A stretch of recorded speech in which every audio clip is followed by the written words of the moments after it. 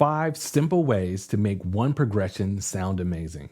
In this video, I'm going to take one progression and give you 5 simple ways to make it sound amazing. Let's get into it. The progression that we're going to be using today is 4, 2, 6, 3. Today we're in the key of C, which follows the C major scale. That means in level 1, we're playing an F major 7, a D minor 7, an A minor 7, and an E minor 7 in this progression. I'm adding this 7 to give it an R&B sound. So let's get started with the easiest approach, and that's to play the basic chords in the progression.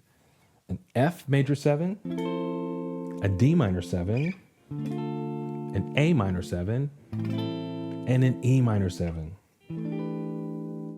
Level 1 is all about being intentional, really internalizing the sound and feel of the progression. When you take the time to do this, playing the chord progression starts to become second nature. Here's something that you may not have thought about. Playing the chord progression in its simplest form actually trains your ear. And when you play it as is, you really are starting to get to hear and feel each chord and how they come together and how they fit together. And the cool part is, when you just start to stick with it, basic progressions, you'll start to recognize some of the same chords are in similar progressions in some of the songs that you already know and love. And that takes us to level 2. This next level reminds me of the time when I was on tour playing for Kiana Lede. We were playing the song Can I? So instead of playing the chords in the song, I took the progression and played it one note at a time. We call this playing arpeggios. Here's what arpeggios sound like in action.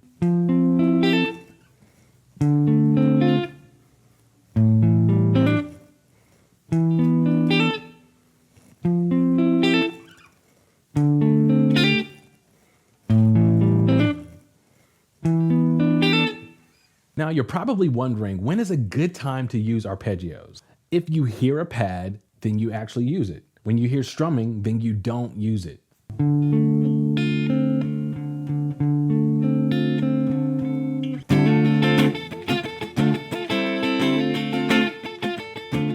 Once you feel comfortable with this level, it's time to keep moving on up to the next level. In level 3, you want to create a simple staple part that holds the progression together. You want to create something that can be catchy. So typically what I do is I walk around with my phone and I just start humming. That's when I want to try to find something that's going to work. And when I land on something, then I want to come back to the progression and start to experiment with it. The lick that I think is catchy is this. Here it is. We're on the B string. And then we're going to play it backwards a little bit. Again. So in the progression, it'll be like this.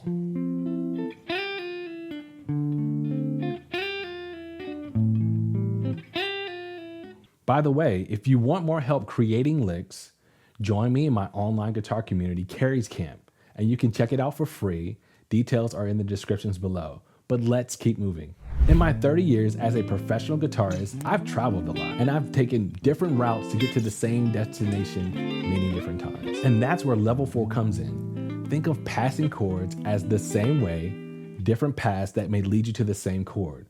And when you get to this level, you can add passing chords that help you get to our destination, which is the 6th chord in our progression. There are many different ways to get to the 6th. But today we're only looking at one passing chord today. Here's the chord progression that we're going to be using to get to the 6th, the A minor. We're going to do a C sharp diminished 7 to an E diminished 7, from a D minor 7 to a D minor 9, and then eventually ending on the 6. And with passing chords, timing is everything. Let me say that one more time. And with passing chords, timing is everything. And if you don't play it in time, the progression is going to sound choppy. So use a metronome and practice slowly until you nail it. Then increase the speed as you improve. In level 5, I'm taking all of the levels that we covered today and I'm putting it together. The key is to use it tastefully. This isn't the time to try to convince people that you know all of the levels, because you're going to sound too busy. So watch how I tastefully start to add in all the different levels to this progression. So I just want to play the chords like we do in level 1.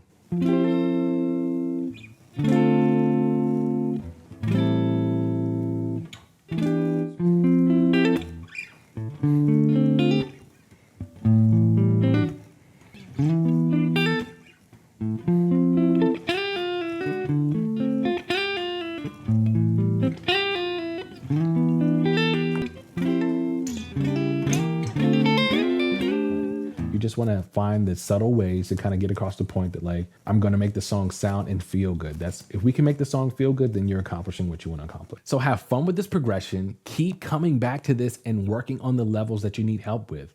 Remember, this is one lesson in a series that I have on chord progressions. Check out the other videos right here.